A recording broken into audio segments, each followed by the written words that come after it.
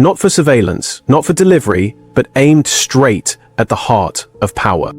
That's the chilling image some are now associating with a dramatic turn of events in the ongoing Russia-Ukraine conflict. A shocking report surfaced recently, claims of an attempted assassination on Vladimir Putin.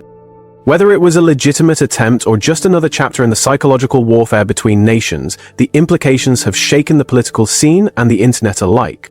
The story begins with an alleged Ukrainian drone strike in a region Putin was reportedly visiting. Though the drone never hit its intended mark, it was close enough to trigger alarms. Russian officials described a tense moment as security forces intercepted multiple aerial threats, with Putin's location falling right within the attack zone. The narrative spun quickly. Was this an attempted assassination or merely a military operation that got too close for comfort? While Russian authorities framed the incident as a narrowly avoided attack, Ukrainian sources stayed silent or denied direct involvement. That silence, though, left room for wild speculation. Was Ukraine really targeting the Russian president, or was the story exaggerated to stoke fear and show strength? The timing, the geography, and the overall precision of the drone assault made it more than just another battlefield incident. For many, it marked a symbolic moment that no one, not even a world leader, feels untouchable in this war. If this claim startled the Kremlin, it wasn't without precedent. Over the past few months, tensions have escalated, with drone attacks striking deeper into Russian territory. Though none have resulted in high-profile casualties, their presence has shifted the narrative. These are no longer isolated acts of defiance, they are statements. And for Putin, even the perception of vulnerability could be just as dangerous as a real attack. On the other side of the battlefield, Ukrainian President Volodymyr Zelensky continues to navigate the war under constant threat. Unlike the dramatic but unconfirmed accounts surrounding Putin, Zelensky's life has been the target of multiple verified assassination attempts since the beginning of the war. And these weren't loose threats or rumors, they were orchestrated efforts involving sleeper agents, trained mercenaries, and intelligence missions stretching across borders.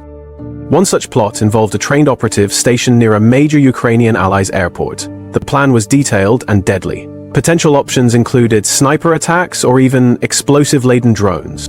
Thankfully, the attempt was intercepted before it could unfold. This wasn't an isolated incident. Several assassination plots have been foiled in countries like Poland and within Ukraine itself. In each case, the conspirators were found to have ties to Russian intelligence services acting either out of ideology or under direction from Moscow. Zelensky, however, remains defiant. He's spoken openly about the reality of living under a constant threat of assassination. In interviews, he's even made light of it, calling it part of the job. But make no mistake, his resolve is unshaken. On the first day of the invasion, when foreign allies offered to evacuate him from Kiev, he refused. His now mnemonic response, "I need ammunition, not a ride," captured the global imagination and symbolized Ukraine's determination to resist regardless of the danger. What stands out in this escalating saga is the difference in how each leader faces the threat.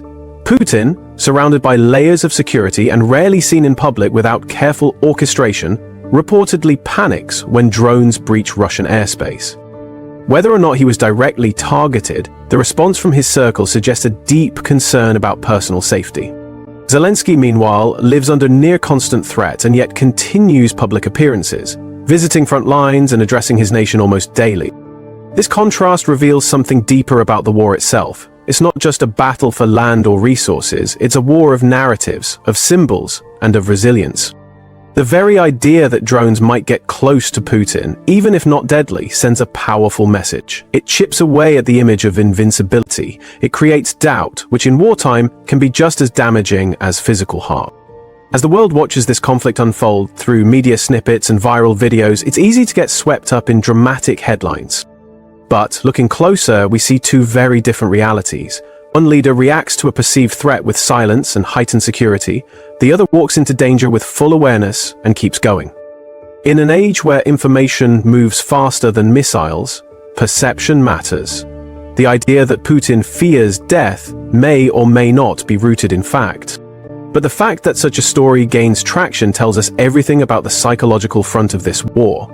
And Zelensky's survival through multiple real threats proves that courage can become a nation's greatest weapon.